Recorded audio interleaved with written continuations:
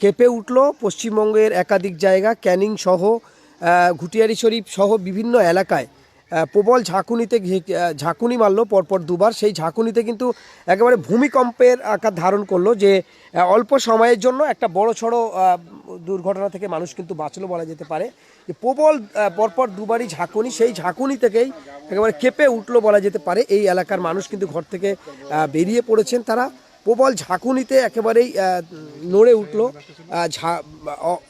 যেটা দেখা যাচ্ছে যে হঠাৎ করে মানে ঠিক আপনারা বুঝতে পারছেন যে এই সময়ে দাঁড়িয়ে যে এই সময় হঠাৎ করে প্রবল দুটি ঝাঁকুনি, এবং সেই ঝাঁকুনিতে সারা বিভিন্ন প্রান্তে কিন্তু কেঁপে উঠলো প্রবল ঝাঁকুনিতে।